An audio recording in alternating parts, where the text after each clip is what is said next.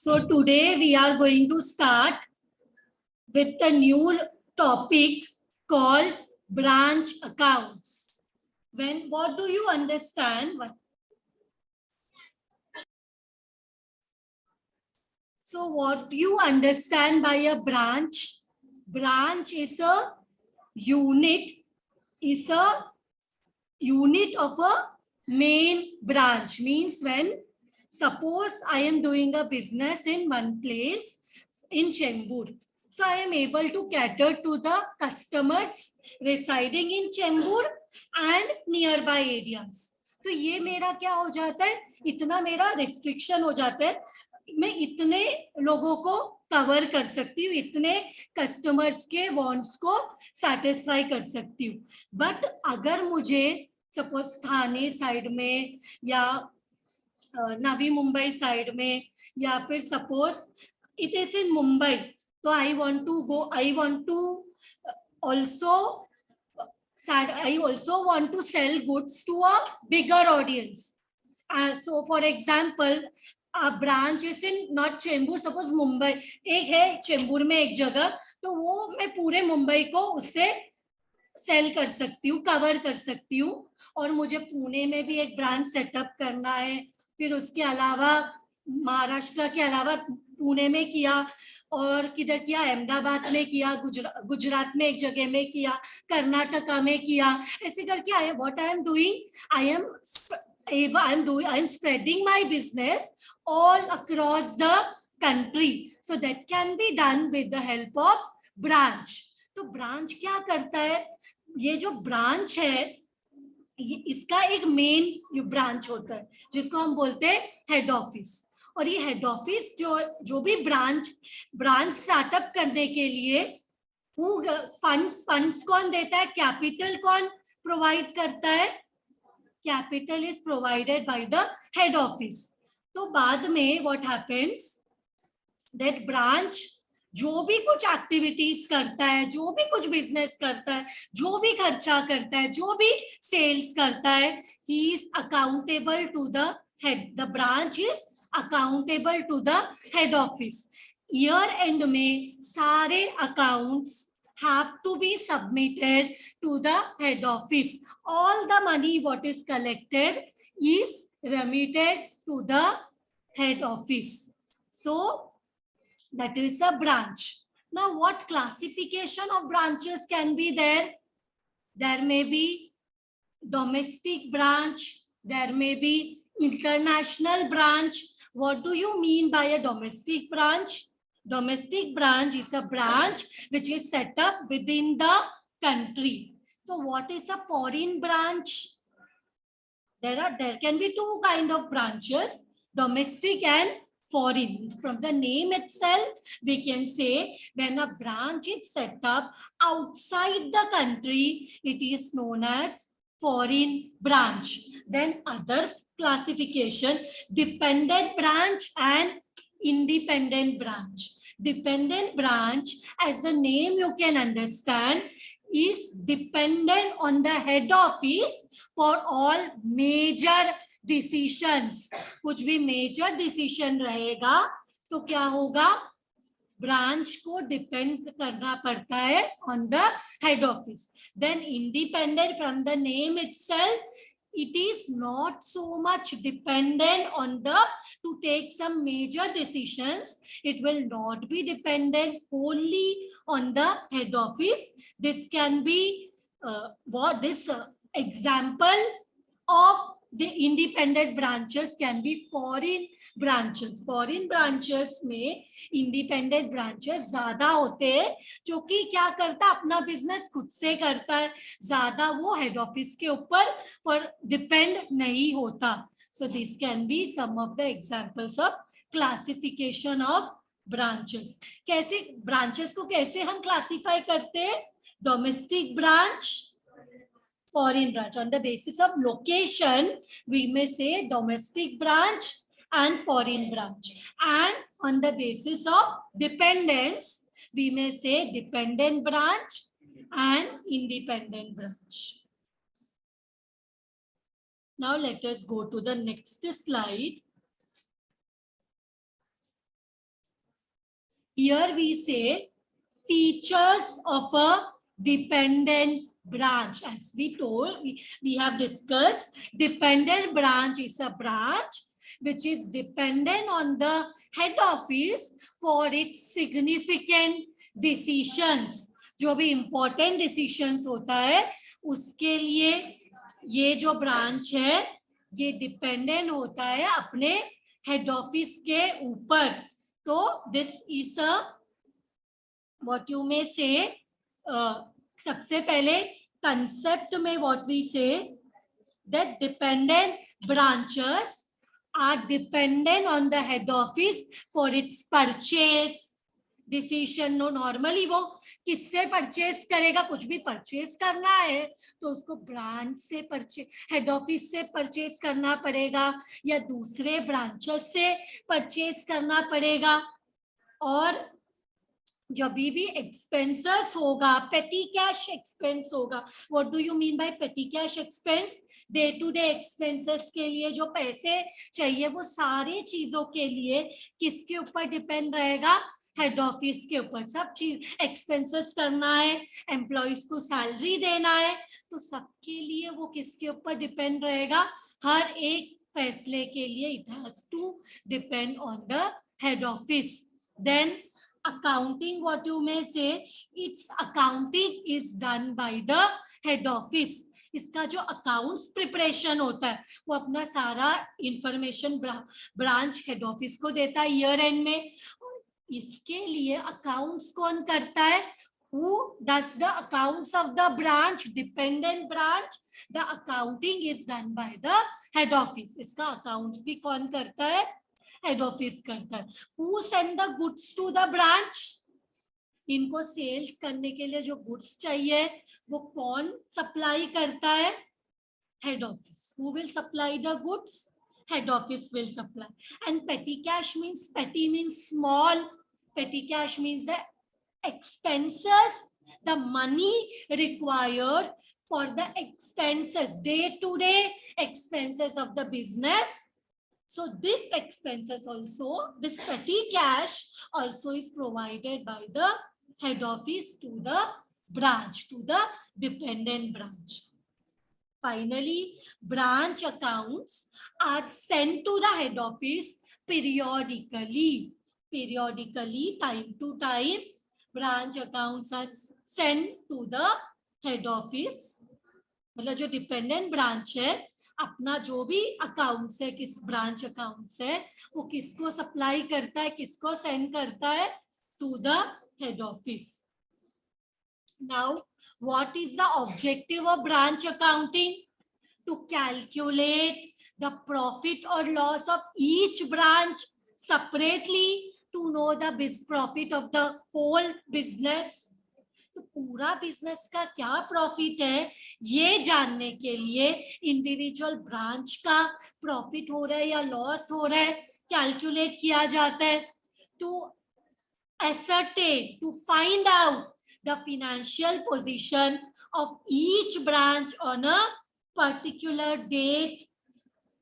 For this purpose, what we do branch accounting to understand the cash and goods requirement of various branches. Various branches का cash requirement क्या है, goods requirement क्या है? ये goods requirement और cash requirement depends upon the number of employees in the branch, the demand of goods in a particular branch, कि कितना sales होता है in a particular branch, तो उसके हिसाब से गुड्स रिक्वायर्ड होंगे, राइट? उसके हिसाब से गुड्स रिक्वायर्ड होंगे. और गुड्स उनको कौन सप्लाई करता है? हेड ऑफिस सप्लाई करता है. तो evaluate the performance of each branch separately. For example, if suppose you are one, suppose Hyundai का कार का सेल्स शोरूम है, तो ये शोरूम का सिर्फ एक ही जगह ऑफिस रहेगा, शोरूम एक ही जगह रहेगा Hyundai का. मुंबई में काफी सारे जगह रहेंगे जहां से Hyundai के डीलर्स रहेंगे, who will be selling the cars of Hyundai. Not only in Mumbai, it will be all over Maharashtra. Not only in Maharashtra, it will be all over India. Not only in India, it will be all over the world.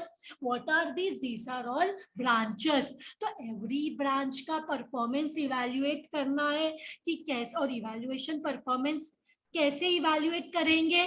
By the basis of sales done by each branch, the performance can be evaluated and उसके हिसाब से उनको incentives दे सकते हैं. उनमें से all over, suppose Mumbai, who is the best performer, which branch is performing the best, तो वो branch manager को incentives दे सकते हैं, right? उनको कुछ like some of the units, what they do, some of the branches, what they do to recognize the performance, to motivate the managers and also the employee sales staff. They may give some, they may throw like parties in big restaurant, 5-star hotels में dinners रख सकते हैं, lunches रख सकते हैं, या तो उनको even हॉलीडेज के लिए अब्रॉड भेज सकते हैं, या तो within India to like motivate them within India also they may send them for holidays. तो ये सब तरीका रहता है, लेकिन ये समझेगा कैसे कि कौन सा एम्प्लॉय अच्छा परफॉर्म कर रहा है? By evaluating the performance of branches separately and the employees managers also accordingly. To work out commission of branch managers. Branch managers कब अच्छे से परफॉर्म करेंगे? जब उनको कमीशन दिया जाएगा based on the profits of each branch, to understand the profitability of each branch, to improve the working of the branches, to meet the requirement of law, as all the branches are required to keep proper book of accounts for audit purposes. देखो अब इनका audit भी करना है, तो उसके हिसाब से what all branches will do? They will maintain the branch accounts according to the law, because later on audit has to be done. What do you mean by audit? Audit means verification of the accounts, that is done by the auditor. What will the auditor do? Auditor may be a qualified CA, chartered accountant, who will visit the branch and he will evaluate whether all the accounts, there is no like वो सब कुछ verify करेगा कि कुछ fraud नहीं हो रहा है, कुछ भी सारे अकाउंट्स प्रॉपरली मेंटेन कर रहा है ब्रांच, और हेड ऑफिस को सारा अकाउंट्स दे रहा है, ट्रांसफर कर रहा है to prepare the financial statements. So everything will be evaluated, and these are the objective of branch accounting. Now here there are, see, maintenance of branch record, maintenance of accounting records. So accounting records आपको कहाँ पे मिलेंगे? Normally branches जो है अपना सारा accounts head office को submit करती है, तो अगर आपको अकाउंटिंग रिकॉर्ड्स चाहिए तो it will be maintained at the head office level. Head office के पास रहेगा सारा accounts, and branch maintains complete and independent book of accounts which is later supplied to the head office. Normally when the goods, देखो जो purchases होता है branch का वो कहाँ से होता है? हेड ऑफिस से.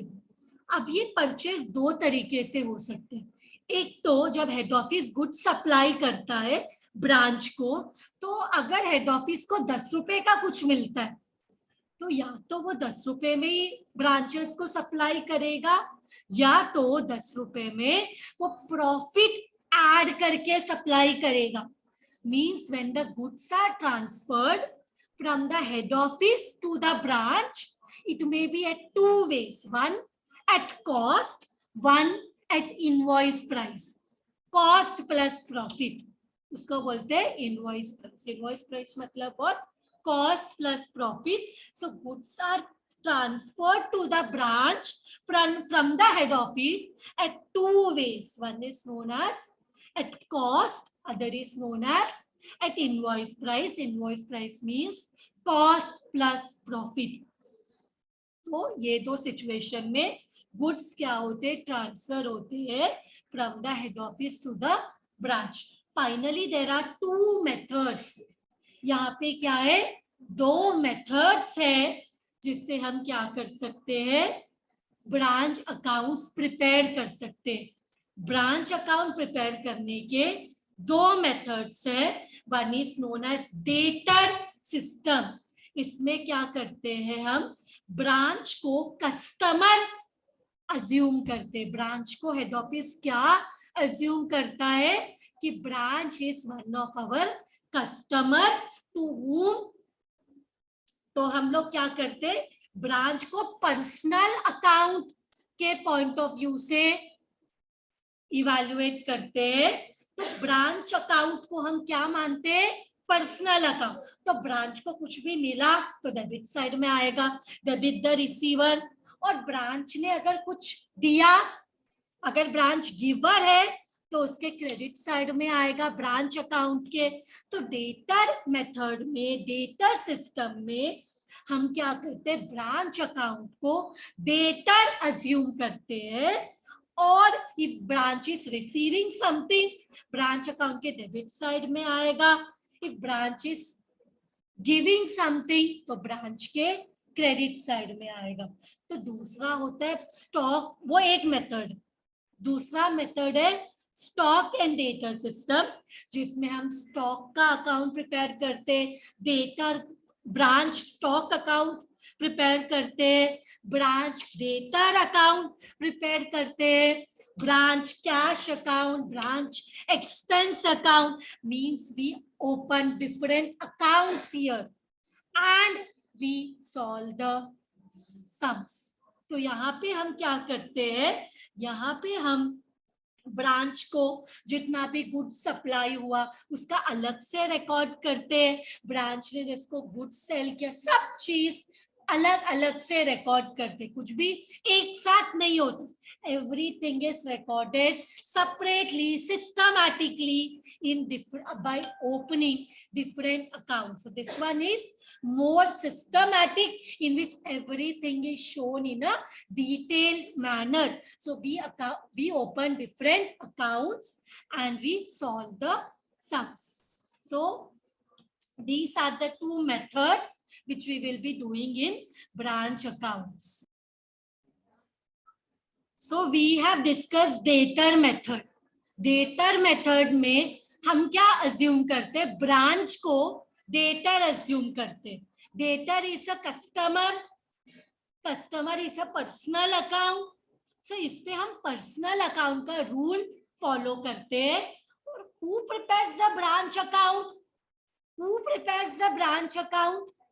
In branch तो क्या करता है, सारा इंफॉर्मेशन प्रोवाइड करता है हेड ऑफिस को. So in the books of head office, किसके बुक में ब्रांच अकाउंट बनता है, in the books of head office we prepare branch account.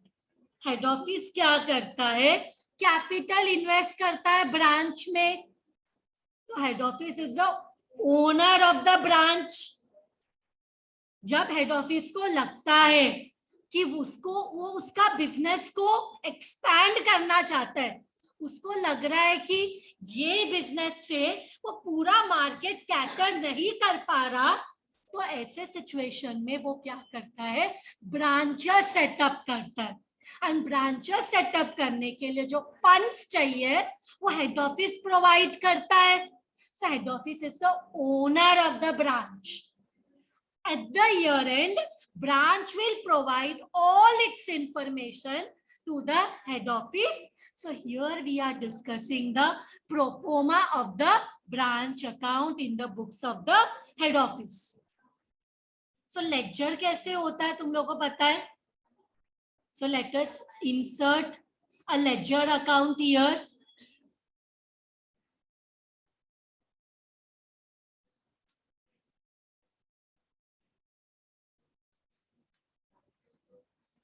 So here particulars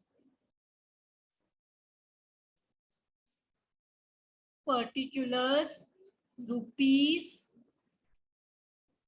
particulars rupees. So यहाँ पे स्टार्टिंग में डेबिट साइड में हम लिखेंगे टू ओपनिंग असेट्स. क्या लिखेंगे? असेट तुम लोगों को पता है बैलेंस शीट में आता है. असेट को कौन सा बैलेंस होता है पता है तुम लोगों को? असेट को डेबिट बैलेंस होता है. भले नॉर्मली कैसे होता है, बैलेंस शीट में इधर लाइबिलिटी होता है, इधर असेट. बैलेंस शीट में नॉर्मली अगर बैलेंस शीट है तो लेफ्ट हैंड साइड में लाइबिलिटी होता है, राइट हैंड साइड में asset. But balance sheet is not a ledger account. Ledger में कैसे होता है, ये debit side, left hand side को डेबिट बोलते हैं और राइट हैंड साइड को credit. But balance sheet is not a ledger account, it's a statement. तो असेट को हम डेबिट बैलेंस मानते हैं और लाइबिलिटी को क्रेडिट. सो यहाँ पे हमारे ब्रांच अकाउंट के डेबिट साइड में हम लिखेंगे क्या? हम लिखेंगे ब्रांच में starting of the year, beginning of the year जितने भी असेट्स है वो सब कुछ लिखेंगे. To opening assets. क्या लिखेंगे? To opening assets. What we will write? To opening assets. We will write to balance brought down, या इधर ब्रैकेट में लिखा opening assets. What do you mean by opening assets? मतलब in between, in beginning of the year, branch का जब ये financial year start हुआ तो ब्रांच के पास जितना भी असेट्स होगा उसको बोलेंगे टू ओपनिंग असेट्स. इसको टू बैलेंस बॉट डाउन भी बोल सकते हैं या टू ओपनिंग असेट्स भी बोल सकते हैं. अब क्या ओपनिंग असेट्स हो सकता है? ब्रांच के पास क्या क्या असेट्स होगा? Stock, debtor, cash balance, right, prepaid expenses, prepaid expenses, cash balance, petty cash के लिए पैसा दिया है, petty cash, fixed assets. Fixed assets में क्या आता है? Plant and machinery, land and building, furniture, computer, everything together I have written fixed assets. So हमने सारे ओपनिंग असेट्स लिख लिए.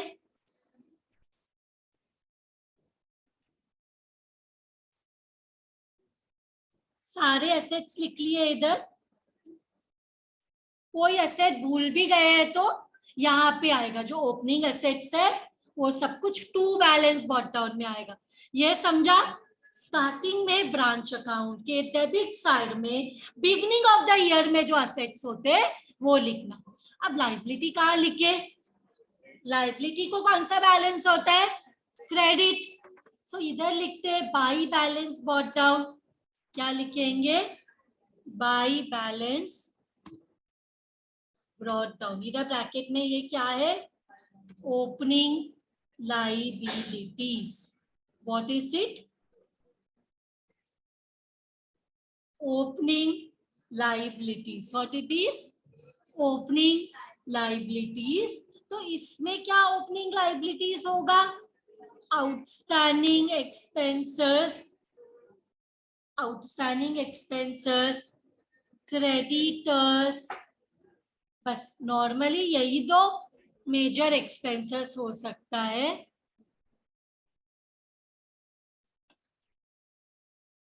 This will be given in the question. हमें क्या करना है?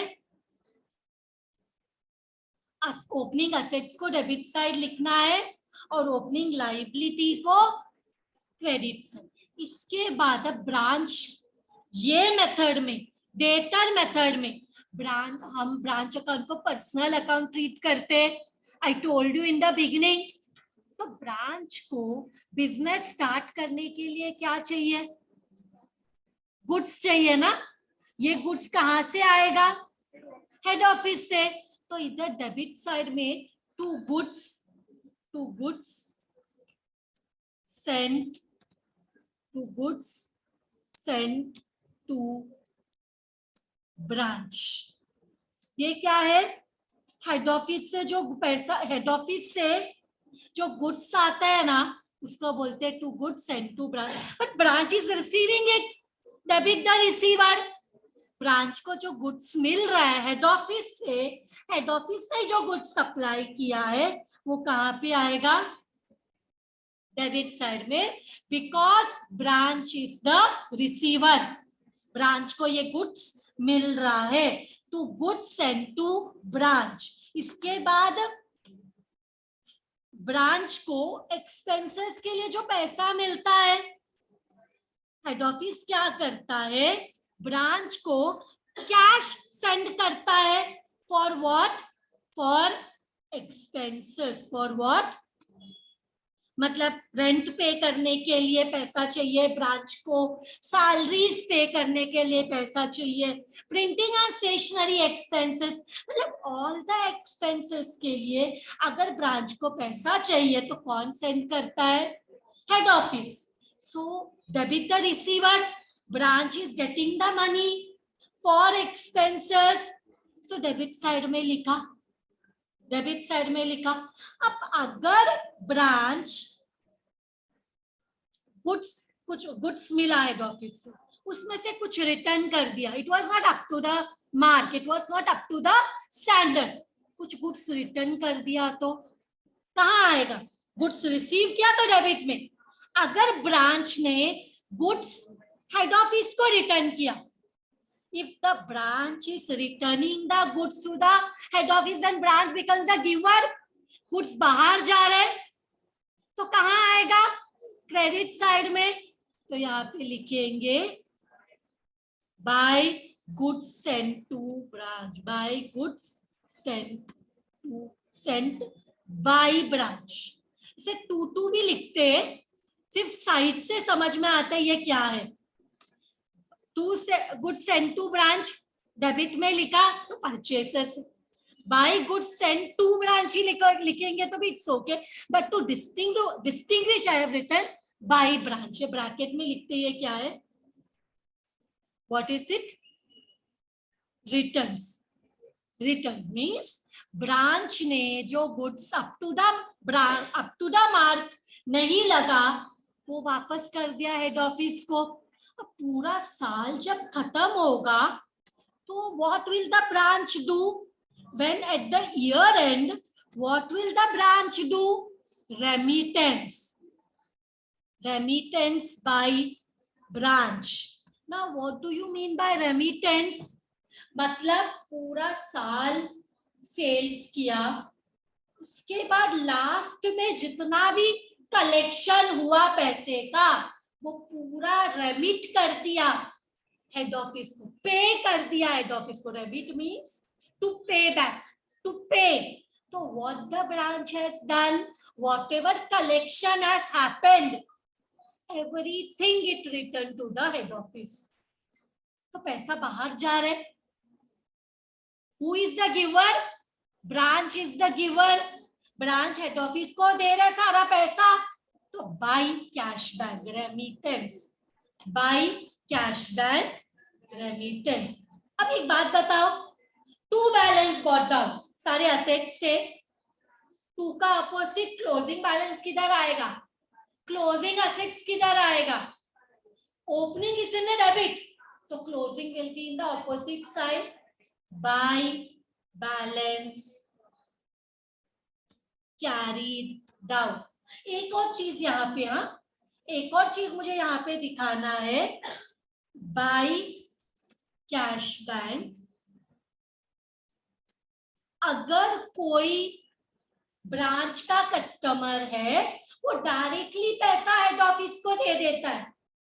If there is any branch customer जिसने directly जाके पैसा हेड ऑफिस में पे किया, तो इसको क्या बोलेंगे? कस्टमर।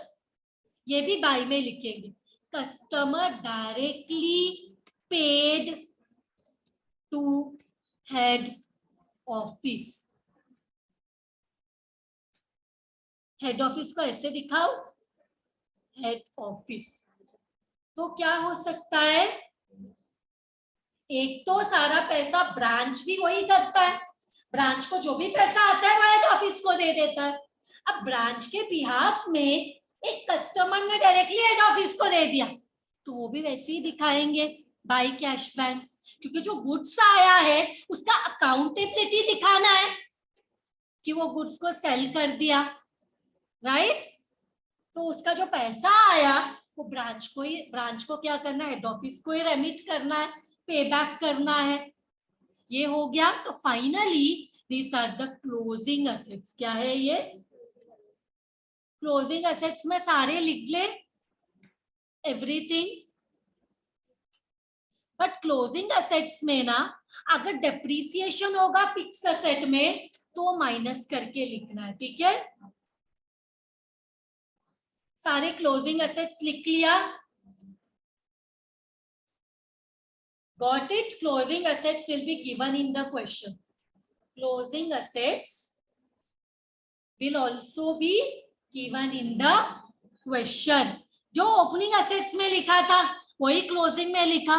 अगर फिक्स असेट में कोई डेप्रिसिएशन है तो बताओ, अगर मैंने असेट बिगनिंग में 10 लाख का लिया तो वो साल पूरा खत्म होने के बाद भी 10 लाख ही रहेगा या उसमें डेप्रिसिएशन होगा? तो डेप्रिसिएशन माइनस करके क्लोजिंग एसेट का वैल्यू लिखेंगे, ये समझा। अब by balance brought down, opening liabilities का क्लोजिंग लाइबिलिटीज किधर होगा, बाई का ऑपोजिट 2 में होगा, तो इधर लिखेंगे टू बैलेंस कैरीड डाउन। ये क्या है हमारा, क्लोजिंग लाइबिलिटीज, क्लोजिंग लाइबिलिटीज। तो यहां पे भी यही लिखा, आउटस्टैंडिंग एक्सपेंसेस एंड, सो इसका लिख लेते बैलेंस। ये हो गया। अब ये ब्रांच अकाउंट को बंद करते, क्या करते, now we close the branch account. We close the branch account. Suppose this credit side is heavy. Credit side is heavy.